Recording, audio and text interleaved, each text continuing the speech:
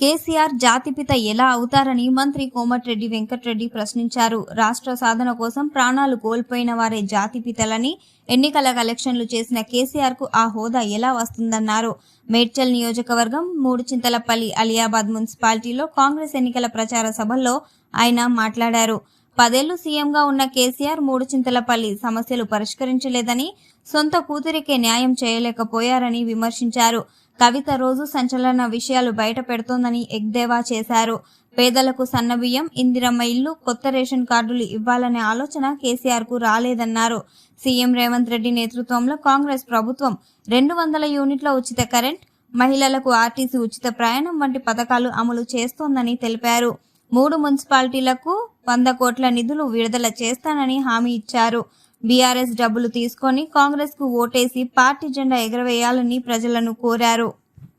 మా నాయకులకు, వేలాదిగా వచ్చిన అక్కలకు, చెల్లెలు, యువకులకు మీ అందరికీ కూడా రెండు చేతులు నమస్కరిస్తూ, మీరే చూశారు ప్రజా స్పందన ఏ విధంగా ఉందో. ఈ రోజు ఒకటే, ఇక్కడ గత 5 ఏళ్ళు మినిస్టర్గా, అంతకుముందు ఎంపీగా ఉండి ఏమి చేయలేని వ్యక్తి, ఈరోజు ప్రభుత్వం లేని వ్యక్తి డబ్బులతో గెలవాలని చూస్తున్నాం.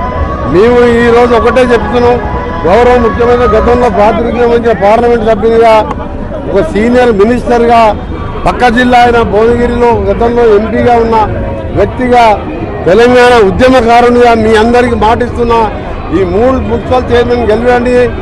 ఆయన దత్తత తీసుకొని మోసం చేసిండు.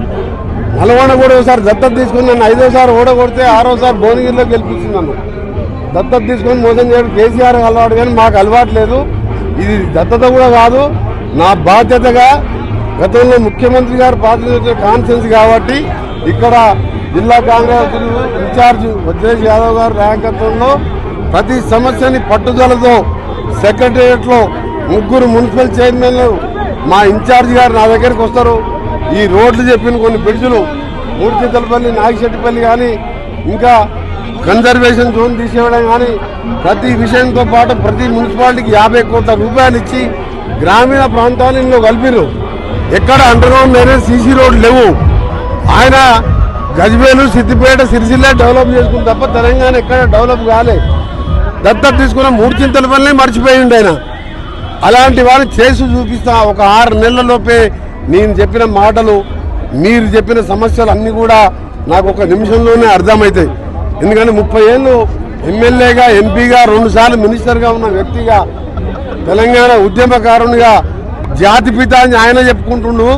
శ్రీకాంతాచారి, కానిస్టేబుల్ కృష్ణ లాంటి వారు 11 మంది ఆత్మ బలిదానం చేస్తే మా సోనియా గాంధీ గారు చూడలేక తెలంగాణ ఇస్తే, ఇవాళ తెలంగాణ దేవత ఆమె. మళ్ళా ఆమె జాతిపీత పిలవాలంటే సోనియా గాంధీను, మా అమరవీరును పిలవాలి. కేసీఆర్ కంటే ఎక్కువ త్యాగాన్ని నేను చేసిన. 3 ఏళ్ళ మంత్రి పదవి వదిలిపెట్టుకున్నా. నేను ఎప్పుడు జాతిపిత అని చెప్పుకోలే. నేను ఒక ఉద్యమకారుడు అని చెప్పుకుంటా. ఆయన కూడా నాలాగా ఉద్యమకారుడే. అందుకని ఎవరు ఇచ్చినా, ఎవరు ఒప్పుకున్నా ఒప్పుకోకపోయినా ఆయన అసెంబ్లీలో చెప్పింది.